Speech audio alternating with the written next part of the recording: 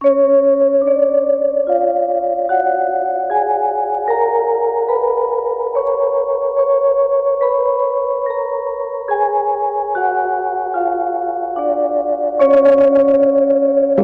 का ये काम होता है, एक जिम्मेदारी होती है कि जो चल रहा है समाज में, देश दुनिया में, वो सही दिखाएं। इसी चीज़ को लेकर के एक श्रीमान जी हैं, वो भी अपनी कुछ बातें रखना चाहेंगे, उनको भी मैं दूंगा और उनसे भी पूछूंगा क्या कहना चाहेंगे।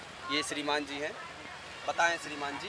तो पहले तो मैं अपना परिचय देना चाहता हूँ। मेरा नाम अरुण कुमार सिद्धार्थ है, डिस्ट्रिक्ट उन्नाव से हूँ। मेरा एक थोड़ा सा सवाल है भंते जी लोगों से।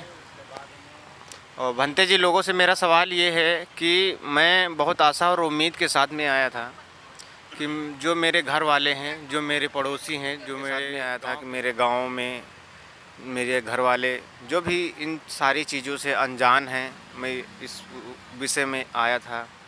और कुछ मेरे रिश्तेदार हैं जो कहते रहते ये क्या है, ये क्या है, ये क्या नहीं। तो मैं जब यहाँ बोध गया के अंदर मंदिर में प्रवेश किया तो वहाँ बोलने लगे कि मोबाइल ले जाना अलाउ नहीं है। तो मैं भंते जी लोगों से यही पूछना चाहता हूँ, आप लोग इंटरनेशनल घूमते होंगे, हर जगहों पे जाते होंगे, जैसे श्रीलंका है, थाईलैंड है, अन्य जगहों पे जाते होंगे, अन्य कंट्री में जाते होंगे। तो क्या वहाँ भी पहले तो खैर मोबाइल की मान लो बात ये होती है कि मान लो पहले तो मोबाइल नहीं थे, मान लो जो है आज मीडिया के माध्यम से जो मान लो दिखाया जा रहा है, या मान लो मैं किसी घर वालों को या मान लो कहीं दिखा सकता हूँ। तो इसके बारे में ये होता है कि मैं भंते जी से ये पूछ रहा हूँ, क्या ये अन्य कंट्री में भी ऐसा लागू है कि फ़ोन ले जाना अलाउ नहीं है, या अपनी धरोहर को नहीं देख सकते, या अपने धरोहर को हम अपने परिवार में, अपने ग्राम समाज में नहीं दिखा सकते? भंते जी। ऐसा बात है कि हम लोगों को छिपाने के लिए ये सब मोबाइल की व्यवस्था से वंचित किया गया है। और जो प्रश्न आपका है कि हम लोग कैसे माने इस विषय को समझें और जीरो से कैसे हम लोग ऊपर के पॉइंट पर पहुँचें, तो तीक्ष्ण और पंचशील का जो है, तो पंचशील का हिंसा, चोरी छोड़िए, नशा, झूठ, बेविचार, ये सब मानव जानता है कि चोरी नहीं करना चाहिए, बुराइयों से माने दूर रहना है।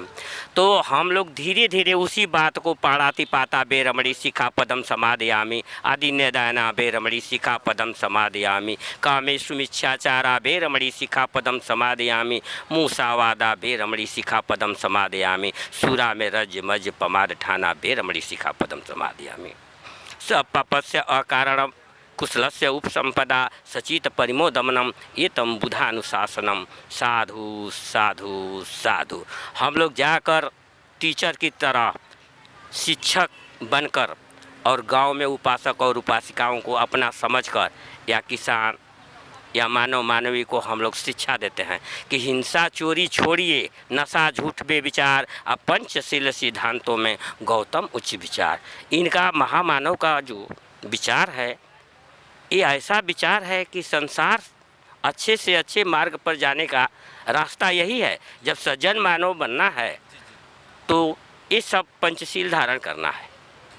और तीक्ष्ण के लिए हम लोग बात बोलते हैं तो समझाते हैं कि बुद्धम शरणम गच्छामि, धम्मम शरणम गच्छामि, संघम शरणम गच्छामि, और इसे 3 बार कहते हैं। तो 3 बार का कहने का मतलब होता है कि मन और कर्म और वचन से हम लोग कहते हैं। लोग बार बार लोग कहते हैं कि नमो बुधाय कुछ न बुझाए। कुछ लोग ऐसे शब्द का प्रयोग हम लोगों के सामने करते हैं, उसको हम लोग कहते हैं कि मनसा वाचा क्रमना, मनसा वाचा क्रमना विमल विनीत विशुद्ध, नमो तथागत शीलमय जय सम्यक संबुद्ध। यानी इसका अर्थ यही होता है कि जो मन, कर्म और वचन, यानी मन से निर्मल होना चाहिए। हम लोग निर्मलता को प्राप्त करें। बुद्ध ने धम्म में शांति का मार्ग सीखा, विपासना के माध्यम से अद्भुत खोज किया, और अद्भुत खोज से उनका चित्त जो है शांत प्रवृत्ति से, संसार में जितनी व्यवस्थाएं बनी मूर्तियां का, और अशोक सम्राट ने बनाया, लेकिन दूसरे लोग भी नकल किया, लेकिन शांत ऐसा पुरुष एक भी नहीं मिले। इसीलिए हम लोग जाकर लोगों को समझाते हैं, यानी बुद्ध की शरण में जाना, बुद्धिमानों की शरण में जाना। और धम्म का मतलब होता है धारण करना, और संघ का मतलब होता है कि ऐसे समाज का संगठन रहेगा तो हम लोग झगड़ा कलह विवादों से वंचित हो। साधु साधु साधु।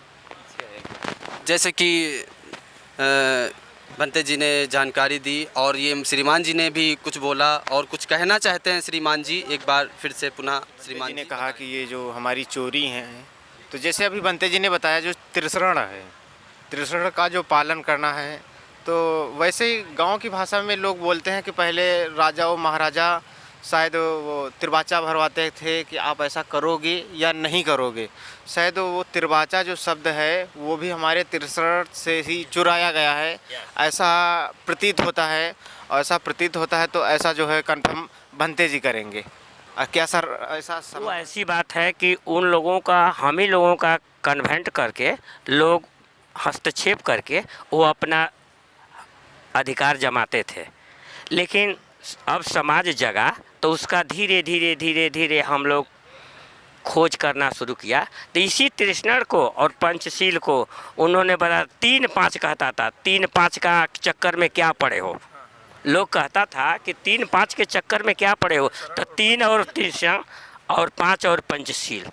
अब ऐसा है कि हम लोग 3-5 को अब पढ़ा रहे हैं। टीचर है ये हैं, उपासक उपासिकाएँ मिलवेंगे रखे, फिर मानव और मानवीय से हम लोगों का संबंध जुड़ा ही है इस जाति से। तब हम लोग तृष्णा का अर्थ सभी लोगों को समझा रहे हैं कि तृष्णा का अर्थ यही होता है। तब धीरे धीरे हम लोग उसका रहे हैं, क से ज्ञ तक अब धीरे धीरे ज्ञान को बांट रहे हैं। जो आप बनते जी कहते हैं कि जो है त्रिशरण मतलब जो है 3 और 5 का जो है त्रिशरण हमारे 3 शील हो गए और पंचशील भी हो गए। तो ये जो बुद्ध के मतलब शब्द हैं और इन पे चल के इंसान महान बनता है। तो इसीलिए समाज में सर ये भी हमको लगता है कि मतलब बताया जा रहा है कि अब जो है हमसे 3-5 मत करना, ऐसा ही बोलते हैं कि ताकि हमें मतलब बुद्ध की विचारधारा नहीं चाहिए जो मनवादी लोग हैं, ऐसा बोलते हैं जी।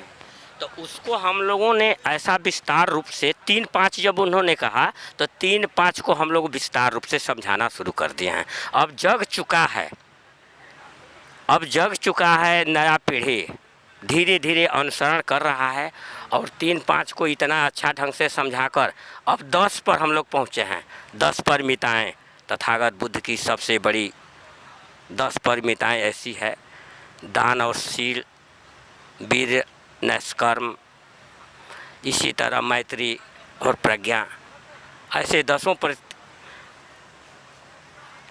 उनके विचारों से ऐसा प्रभावित होता है कि लोग धीरे धीरे अब समाज के माध्यम से समझ रहे हैं कि वही नहीं 3-5 नहीं, अब 10 के चक्कर में हम लोग पड़े हैं।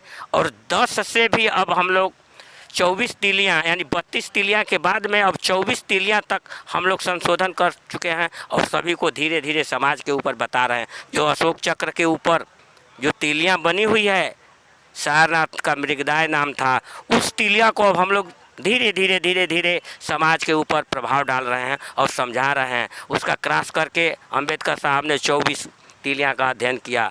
अध्ययन किए तो धीरे धीरे समाज के ऊपर हम लोग प्रभाव डाल रहे हैं। और न 3 बंद होगा, न 5 बंद होगा, अब न 10 बंद होगा, न 24 बंद होगा, न 32 बंद होगा। सबको अब हम लोग धीरे धीरे धीरे धीरे खोल रहे हैं कि कैसे ये खुल जाए बटन। तो इन्हीं के बात से हम सहमत कर रहे हैं और सहमत करने का अभ्यास भी कर रहे हैं।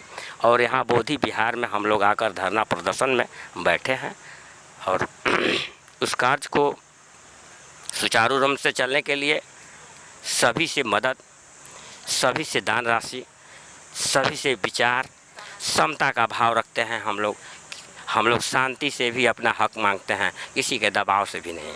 और शांति का माहौल बनाकर जीवन जीने का तरीका हम लोग सीख रहे हैं और सिखा रहे हैं। बहुत बहुत धन्यवाद बनते जी ने। बहुत हम लोग इस शिक्षा के माध्यम से धीरे धीरे प्रवेश कर रहे हैं। कबीर का भी संस्कार हमने पकड़ा, बुद्ध के ही अनुयायी थे, और रविदास को भी, जबकि ये लोगों को विभाजन कर चुके थे कि रविदासिया धर्म है और कबीरवा धर्म है, लोग बोल रहा। लेकिन अब सबको हम लोग समता के भाव में पलटू तकलीफ खोज कर हम लोग अध्ययन कर चुके कि सब एक ही राशि के हैं, सब बुद्ध के ही राशि के हैं और बुद्ध के ही विचार पर उन्होंने संशोधन किया। बहुत बहुत धन्यवाद। भंते जी ने बहुत अच्छी जानकारी साझा की है और ऐसे ही करके एक भंते जी और हैं, अपनी कुछ उनके मन में है वो बताना चाहेंगे कि बहुत ही दिन 3 महीने मायने रखता है। 3 महीने से यहाँ बैठे बैठे आप लोग समझ सकते हैं साथियों, बताएंगे। मेरा नाम, मैं मराठी में बोल सकती हूँ। हिंदी ट्रांसलेट नहीं हो पाए? हाँ हो सके तो। हाँ, मेरा नाम धम्मा मित्रा आर्य है। मैं सेगांव से, विदर्भ से, महाराष्ट्र में से आई हूँ। यहाँ जब से 3 महीने हो गए यहाँ आंदोलन चला है, तो यह आंदोलन हम हर रोज़ देखते हैं मोबाइल में, जैसे आप लोग वीडियो में डालते हैं तो वो देखते हैं हम, और उसको जानकर कहते हैं कि कितना बुरा हो रहा है। ये अब मोदी सरकार ने तो जागरूक होना चाहिए, क्योंकि ये बनते जो लोग यहाँ बैठे हैं, भूखे ताके बैठे हैं, तो इनका ज़रा परेशानी उन्होंने समझनी चाहिए, क्योंकि इन्होंने परेशानी नहीं समझेंगे तो सब जग जागरूक हो रहा है। वो जग जागरूक क्यों हो रहा है कि भगवान बुद्ध के ज़माने में भी ऐसे भी वो ये भाटे लोग रहते थे, वो भगवान बुद्ध पर भी लालछन लगाते थे, मगर भगवान बुद्ध का सत्य मार्ग है, वो सत्य मार्ग पर चले हैं। और आज भी भिक्षु लोग, सब लोग सत्य मार्ग पर चलने के लिए तैयार है।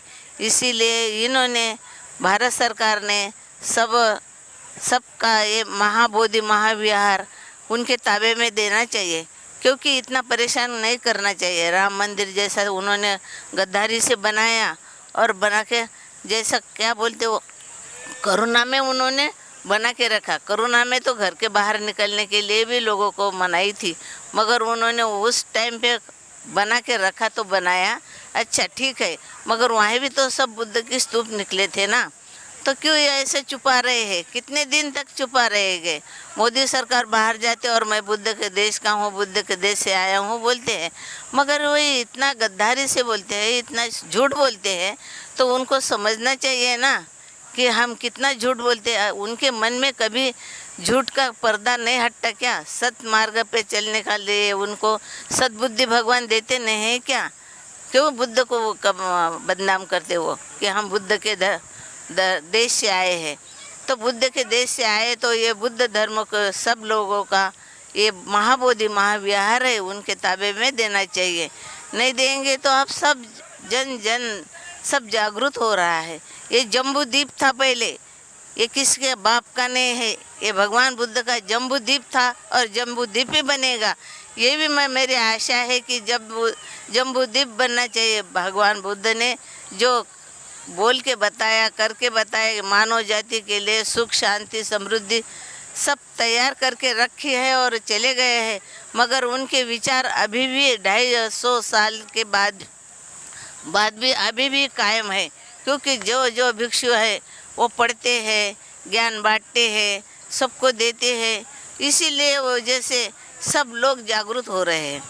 पहले समझता नहीं था किसी को पंचशील क्या है, आर्य अष्टांगिक मार्ग क्या है, अष्टशील क्या होता है, 10 पारमिता क्या होती है, ये किसी को पता नहीं था, मगर आज तो सब लोग पता कर रहे हैं। जो सुशिक्षित वर्ग है वो तो पढ़ाई करके समझ रहे।